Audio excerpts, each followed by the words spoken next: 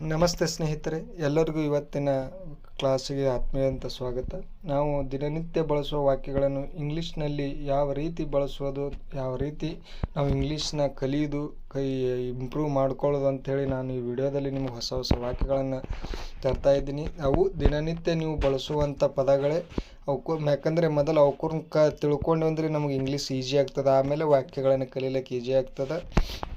ಅದಕ್ಕೆ ಈ ವಿಡಿಯೋಗಳನ್ನು ಸ್ವಲ್ಪ ಲಾಂಗ್ ಆಗಿರ್ತವೆ, ಯಾಕಂದ್ರೆ ಸ್ವಲ್ಪ ಸ್ಲೋ ಆಗಿ ವಿಡಿಯೋ ಮಾಡ್ತಿರ್ತೀನಿ ಅಲ್ಲಿ ತಿಳಿಬೇಕಂತೇಳಿ. ಅದಕ್ಕೆ ಯಾರೂ ಮಧ್ಯಕ್ಕೆ ಸ್ಕಿಪ್ ಮಾಡಬೇಡಿ. ಸ್ಕಿಪ್ ಮಾಡದೆ ಪೂರ್ತಿಯಾಗಿ ವಿಡಿಯೋ ನೋಡಿ ಅರ್ಥ ಆಗ್ತದೆ. ಹಾಗೆ ಆ ವಾಕ್ಯಗಳನ್ನು ನೋಟ್ಸ್ ಮಾಡಿ ಇಟ್ಕೊಳ್ಳಿ. ಬರೀ ಯೂಟ್ಯೂಬಲ್ಲಿ ನೋಡೋದ್ರಿಂದ ನಿಮಗೆ ಇಂಗ್ಲೀಷ್ ಅರ್ಥ ಆಗೋದಿಲ್ಲ. ಯಾಕೆ ಅವು ನೋಟ್ಸ್ ಮಾಡಿಕೊಂಡು ಡೈಲಿ ಬಳಸಬೇಕು. ಬಳಕೆಯಲ್ಲಿ ಮಾಡುವುದರಿಂದ ನಿಮಗೆ ಈಸಿಯಾಗಿ ಇಂಗ್ಲೀಷ್ನ ಮಾತನಾಡಲು ಮತ್ತು ಓದಲು ಬರೆಯಲು ಕಲಿಯುತ್ತೀರ. ಮತ್ತೆ ತಡ, ಬನ್ನಿ ವಿಡಿಯೋನ ಸ್ಟಾರ್ಟ್ ಮಾಡೋಣ. ಹಾಗೆ ತಪ್ಪದೆ ಸಬ್ಸ್ಕ್ರೈಬ್ ಮಾಡ್ಕೊಳ್ಳಿ. ನಾನು ಒಂದು ದಿನ ರಜೆ ತೆಗೆದುಕೊಳ್ಳಬಹುದೇ?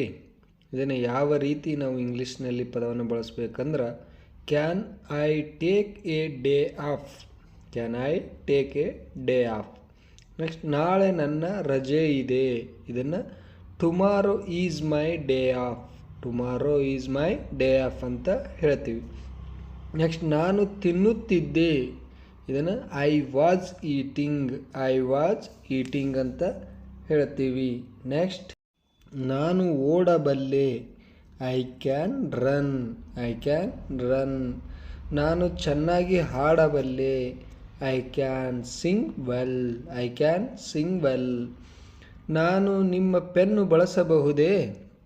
ಇದನ್ನೊಂದು ಪ್ರಶ್ನಾರ್ಥಕವಾಗಿ ಅಂದ್ರೆ ಬೇರೆಯವರ ಪೆನ್ನ ಕೇಳುವ ರೀತಿ. ಇದು ಇಂಗ್ಲೀಷ್ನಲ್ಲಿ ಯಾವ ರೀತಿ ಹೇಳ್ಬೇಕಂದ್ರೆ, could I use your pen? Could I use your pen ಅಂತ ಪದವನ್ನು ಬಳಸಬೇಕು. ಇದನ್ನು ನಾನು ನಿಮ್ಮ ಪೆನ್ನು ಬಳಸಬಹುದೇ ಎಂಬ ಅರ್ಥಕ್ಕೆ ಸರಿಯಾಗಿದೆ. ನಾನು ದಿನಾಲೂ ಕೆಲಸ ಮಾಡುತ್ತೇನೆ. ಇದನ್ನು ಇಂಗ್ಲೀಷ್ನಲ್ಲಿ ಯಾವ ರೀತಿ ಹೇಳ್ತೀವಪ್ಪ ಅಂದ್ರೆ, I work every day. I work every day. ಅವಳು ದಿನಾಲೂ ಕೆಲಸ ಮಾಡುತ್ತಾಳೆ. ಅವಳು ದಿನಾಲೂ ಕೆಲಸ ಮಾಡುತ್ತಾಳೆ. ಇದನ್ನು ಯಾವ ರೀತಿಯಪ್ಪ ಅಂದರೆ, she works every day. She works every day. ನಾನು ಹಾಲು ಕುಡಿಯುತ್ತೇನೆ. ನಾನು ಹಾಲು ಕುಡಿಯುತ್ತೇನೆ. I drink milk. I drink milk ಅಂತ ಹೇಳಬೇಕು. ನನಗೆ ಸಲಹೆ ನೀಡಿ ಅಂದರೆ ಏನೋ ಉಪಾಯ ಹೇಳಿ ಅಂತ ಹೇಳ್ತಾ ಇಲ್ಲ, ಹಾಗೆ ಅಡ್ವೈಸ್ ಮೀ ಅಂತ ಹೇಳ್ಬೇಕು. Advise me. ನನಗಾಗಿ ಕಾಯಿರಿ ಅಂದರೆ ನನ್ನ ಸಲುವಾಗಿ ನಿಂದಿರಿತೀವಲ್ಲ ಎಲ್ಲರೂ ಹೊರಟಾಗ, ಅದನ್ನು ಇಂಗ್ಲೀಷ್ನಾಗ ಯಾವ ರೀತಿ ಹೇಳಬೇಕಂದ್ರೆ, wait for me. Wait for me. ನಾನು ಅದೃಷ್ಟವಂತ. ನಾನು ಅದೃಷ್ಟವಂತ. I am fortunate. I am fortunate. ವಾಪಸ್ ಕಳುಹಿಸು. Send back. Send back. Next question, ನಾನು ದಿನಾಲೂ ಬೇಗನೆ ಏಳುತ್ತೇನೆ. ಇದನ್ನು ಯಾವ ರೀತಿ ಹೇಳ್ಬೇಕಂದ್ರೆ, I get up early every day. I get up early every day. ಅವಳು ಇಲ್ಲಿ ದಿನಾಲೂ ಬರುತ್ತಾಳೆ. ಅವಳು ಇಲ್ಲಿ ದಿನಾಲೂ ಬರುತ್ತಾಳೆ. ಇದನ್ನು she comes here every day. She comes here every day.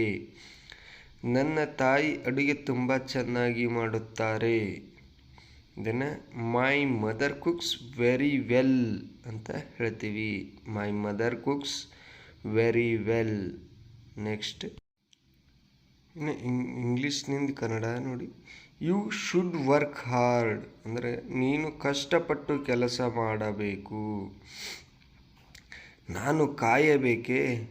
ಇದು ಕ್ವಶನ್ ಮಾರ್ಕ್ ನೋಡಿ. ಯಾರು ಸಂಬಂಧರೆ ಒಂದು ಕೈರಿ ಬರ್ತಾರತ್ತೇವಲ್ಲ, ಆಗ ಪ್ರಶ್ನೆ ಮಾಡುವಾಗಾದ್ರೆ ಯಾವ ರೀತಿ ಹೇಳ್ಬೇಕಂದ್ರೆ, should I wait. Should I wait. ನಾನು ಕಾಯಬೇಕೇ? ನೀನು ಹೋಗಲೇಬೇಕು. You must go. You must go. ನಾನು ತಿನ್ನಬಹುದೇ? May I eat. May I eat ಅಂತ ಹೇಳಬೇಕು. ನೆಕ್ಸ್ಟ್, ನಿಮ್ಮ ಕೂದಲು ತುಂಬ ಉದ್ದವಾಗಿದೆ. Your hair is too long. Your hair is too long. ನನ್ನನ್ನು ತಪ್ಪಾಗಿ ತಿಳಿಯಬೇಡಿ ಅಂದರೆ ಬೇರೆಯವ್ರ ಹತ್ರ ವಿನಂತಿ ಮಾಡಿಕೊಳ್ಳುವಾಗ ಬಳಸ್ತೀವಲ್ಲ ಅಂಥ ಪದಗಳನ್ನು ಯಾವ ರೀತಿ ಹೇಳೋದಂದ್ರೆ, don't get me wrong. Don't get me wrong. ನೀವು ಅಲ್ಲಿದ್ದೀರಾ? Are you there? Are you there? ನನ್ನ ಹತ್ರ ಹಣ ಕೇಳಬೇಡಿ. Don't ask me for money. Don't ask me for money. ಅಂತಹ ವಿಷಯವನ್ನು ಹೇಳಬೇಡಿ. Don't say such a thing. Don't say such a thing. Next, ನಿನಗೆ ಏನು ಬೇಕು? What do you want? What do you want? ನೀನು ಏನು ಹೇಳಬೇಕೆಂದು ಬಯಸುವೆ? What do you want to ಸೇ?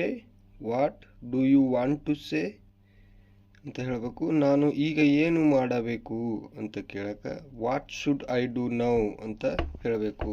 ಏನು? What should I do now ಅಂತ ಹೇಳಬೇಕು. ಅಂದರೆ ಈಗ ನಾನು ಏನು ಮಾಡಬೇಕು ಅಂತ ಇದರ ಅರ್ಥ ಇಂಗ್ಲೀಷ್ನಲ್ಲಿ ಆ ರೀತಿ ಹೇಳಬೇಕು. ನೆಕ್ಸ್ಟ್, ನಾವು ಯಾವ ಸಮಯದಲ್ಲಿ ಹೊರಡಬೇಕು? ಇದನ್ನು ಯಾವ ರೀತಿ ಕೇಳಬೇಕಂದ್ರೆ what time should we leave ಅಂತ ಇಂಗ್ಲೀಷ್ನಾಗಿ ಕರಿತೀವಿ. What time should we leave ಅಂದರೆ ನಾವು ಯಾವ ಸಮಯದಲ್ಲಿ ಹೊರಡಬೇಕು. ನೀನು ಏನು ಹೇಳಿದ್ದಿ? ನೀನು ಏನು ಹೇಳಿದ್ದೆ ಅಂತ ಕೇಳಕ್ಕೆ what did you say? What did you say? ನೀವು ಏಕೆ ತಡ ಮಾಡಿದ್ದೀರಿ? Why are you late? Why are you late? Next, ನಿನಗೆ ಏನು ಬೇಕು? ಇದನ್ನ ಯಾವ ರೀತಿ ಕೇಳೋದಪ್ಪ ಅಂದ್ರೆ what do you want? What do you want? ನೀನು ಯಾರು ಅಂತ ಕೇಳಕ್ಕೆ who are you? Who are you? ಅವರು ಯಾರು? ಅವರು ಯಾರು ಅಂತ ಕೇಳಕ್ಕೆ who are they? Who are they?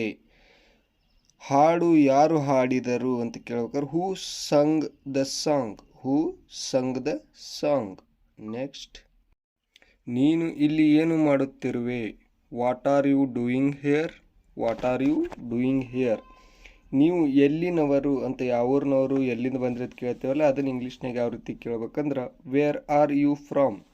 Wear are you from ಅಂತ ಕೇಳಬೇಕು. ನೆಕ್ಸ್ಟ್, ನಿನಗೆ ಏನಾಯಿತು? ಇದನ್ನು what happened to you? What happened to you ಅಂತ ಹೇಳಬೇಕು. ಈಗ ಮಳೆ ಬೀಳುತ್ತಿದೆಯೇ? Is it raining now? Is it raining now? Thank you.